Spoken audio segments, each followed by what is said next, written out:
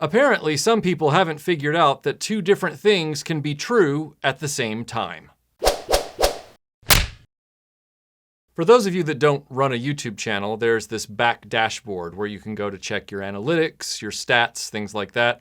Make sure that your videos that get copyright claimed can be dealt with, send appeals.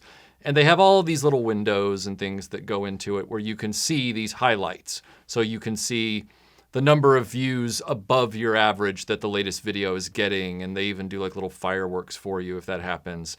And then they also highlight certain comments that are getting lots of likes and things like that from older videos, not even from the latest one. And I was in the back dashboard and this comment was highlighted. And it's from the Action Force 2 video that I did about a month ago. And it says, "Hold on, Michael. You destroyed Classified in its launch for not being enough like the original line. But now, as they're making the designs faithful to the vintage line, you're dismissing it for being too derivative? You're talking out of both sides of your mouth here." Now this comment has 18 likes. And when I see a comment like that that's getting a bunch of likes, I can just hear on the wind somebody saying, "Yeah, kick his ass, Johnny." That's the first thing I always hear. And I was kind of bewildered by the comment because I'm like, there are two parts to this thing. There are many parts to everything, but those parts are not intertwined. In other words, it's not a binary open-closed thing when it comes to talking about these situations with toy lines and launches and design philosophies and this and that. There's all these moving parts, and they can all affect things in different ways. Now, the first thing that I found funny about this comment was the fact that I had actually addressed this in the video. So here's the section in the video that addresses that situation. And if Classifieds had been all about nostalgic joy, they wouldn't have relaunched G.I. Joe with those Nerf Joes in the original Classified wave that used real American hero character names. Instead, they would have slam dunked some nostalgia characters right from the off. They didn't hit the nostalgia mark out of the gate, nor reach for new heights with a reinvented franchise. And now they're scrambling with nostalgia bait out the ears, because they don't know what they're doing, and never knew what they wanted. I thought that I had explained it pretty well there, but apparently some people are demanding extra explanation, or they're clearly just not getting at all the concept that one thing is not related to the other thing. What I was saying in the original video was simply that G.I. Joe Classified, using the names of all of those original real American hero characters and the logo from back in the 80s, was trying to do a nostalgia play. They were trying to tell everybody, hey, the G.I. Joe you know from the 80s is coming back as a nostalgic range of 6-inch action figures. And whether you're an apologist for G.I. Joe or not, everybody by now has admitted that Wave 1 was a big miscalculation.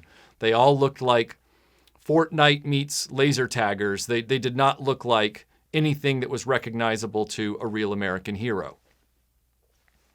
There's nothing inaccurate in that statement, okay? They baited people with the nostalgia play, and then they didn't deliver on the nostalgia. And now, in our climate, it's very true that nostalgia is presently a short-term slam dunk for legacy toy companies. Exhibit A, B, and C. But there's one difference between this and G.I. Joe Classified's Wave 1.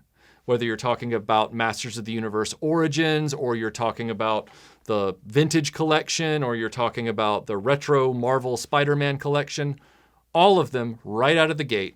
As much as I have issues with Hasbro, and as much as I get irritated with Mattel's exclusives and all that stuff, they did not misrepresent these lines. The teams that were working on these, unlike Hasbro's G.I. Joe people, they were like, we're going to deliver retro stuff.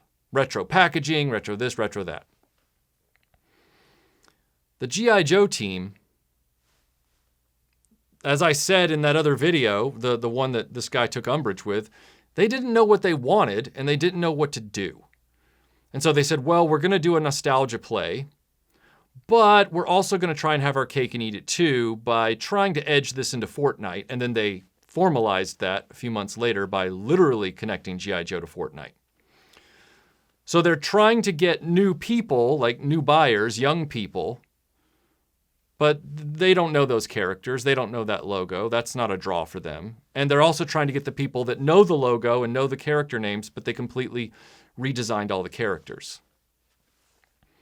What you end up with is something that's neither new nor nostalgic. It's just a big miss all the way around. It's just a big wasted effort.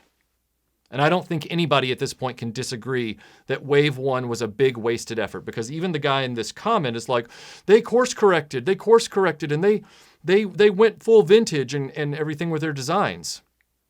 Right. They did. There's nothing factually incorrect about what is stated there. It's true. But that doesn't get into the fact that just because they went full nostalgia finally and corrected and did what Origins did from the very jump, which was we're making a retro toy line in the vintage style with vintage packaging and vintage sculpting for Gen X buyers. You're going to love it. And we were like, cool, thanks for not misrepresenting this. These are great. I like collecting them. They're a lot of fun. Thanks for doing this. But just because I like it, that doesn't mean it's a good long-term strategy. There's only so much you can get out of nostalgia before the people that are nostalgic for it are gone, or their medical bills are superseding their ability to buy toys anymore. They need Fixodent and all kinds of crap like that instead.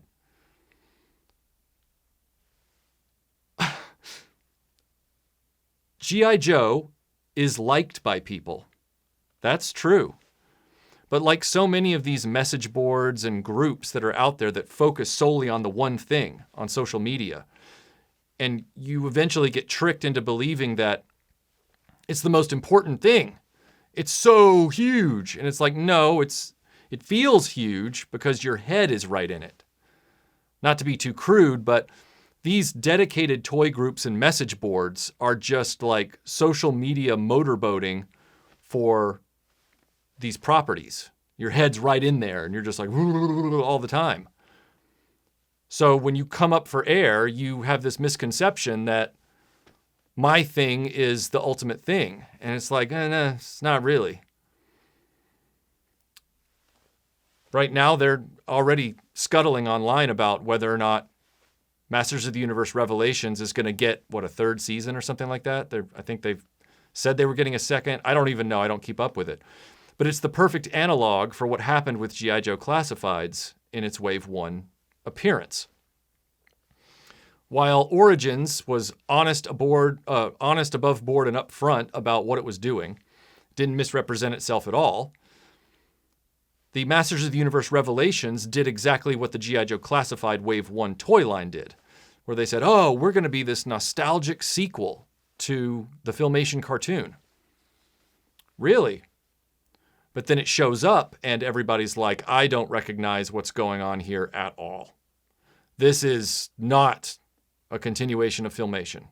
Some people may like it, but that doesn't mean it's what it purported itself to be. It was a bait and switch. And so was the first wave of G.I. Joe Classifieds.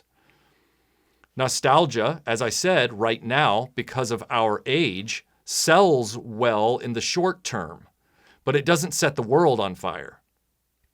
Just because they're selling as much, basically, as they're making in those lines, it doesn't mean that what we're buying is the penultimately popular thing right now. And G.I. Joe is certainly in that category. Where, yeah, Wave 1 screwed up and they had a choice. We can either go back to the drawing board and try and reinvent G.I. Joe for the future, which is what I purport Action Force is doing better than G.I. Joe at, completely reinvent itself like it did in 1982, or we can turn this way and go full-on nostalgia. It'll sell in the short term, but it's not a long-term strategy. It's not ensuring the longevity of the brand. Those are two separate issues. You see what I'm saying? Nostalgia, short-term slam dunk, yes. Long-term security, no. I didn't know how to prove my point after I saw this comment in a concrete way. I know what I'm saying, but I thought I need a visual. So I just ran over to GameStop today and I said, you know what? I don't own a G.I. Joe Classified, but I'm going to grab the first thing that I see. The first thing on the peg. I'm just going to grab whatever I see.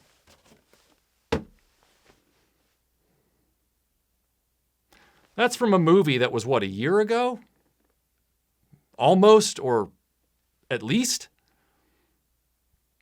A movie that failed? I point this out to you to illustrate the fact that just because you like something doesn't mean it is a runaway success culturally at this day and time. I got plenty of things in my past that are not things that ever took off. The Rocketeer literally never took off. I loved that movie. I saw it in the theater in 1991, but I don't sit around thinking it's the ultimate thing. Meaning culturally, it might be a really cool thing for me, but I'm not sitting there confusing my love of something with its level of success.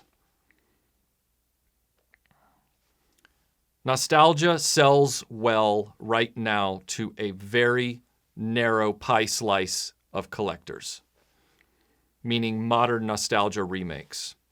And so in the short term, the nostalgia play for classifieds, once they course corrected, yeah, it's not going to fail, but it's not going to shine. It's not positioning G.I. Joe for the future. Because nostalgia is literally the opposite of looking forward. Nostalgia is looking backward. Talking out of both sides of my mouth? Hardly. Action Force's future-focused? Classifieds, after course correcting, is nostalgia-focused. Slam dunk right now, but not later. These are two separate issues, completely. Irrelevant movie, just from a year ago, or less than a year ago. Completely irrelevant movie that did not resonate with anyone. Didn't resonate with the legacy fans, didn't resonate with young people, didn't resonate.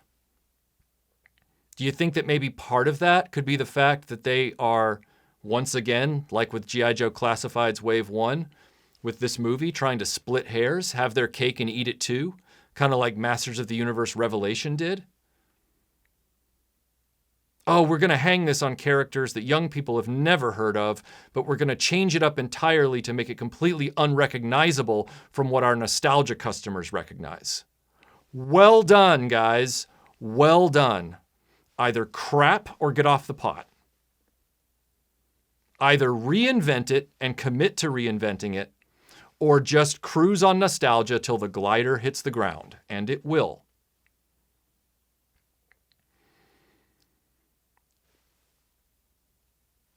When you say one thing about something, it doesn't negate every other observation that you make about it. And that goes with anything. Like I said, just because you like it doesn't mean it's a good long-term plan. Just because it sells now doesn't mean it's setting the property up for broad sunlit uplands in the future. It's just short-term gains. You know, Luke Skywalker being thrown into every single iteration of the Star Wars live action stuff right now is just a distraction to keep people talking about something while the rest of the Star Wars universe kind of deteriorates because they haven't figured out what to do. Quick, people aren't really liking a lot of this stuff. Like, it's not the runaway hit that we thought we had with $2 billion box office on Force Awakens hype. Quick, throw Luke Skywalker in there again. Get the blogosphere talking about it again. Get social media talking about Luke Skywalker. And temporarily, for another 6 weeks, they'll forget about the increasing problems that are going on with our writing team and our mythology. Nostalgia is nice in moderation. It's a Band-Aid in a merchandise crisis, and nostalgia, by definition, has no future. But to get back to my point about being able to say multiple things about something and all of them being true and not negating one another, I can say that a DeLorean, for example, a DeLorean motor car, can be, by observation, properly maintained. That's one truth that I can say. That's one fact I can say.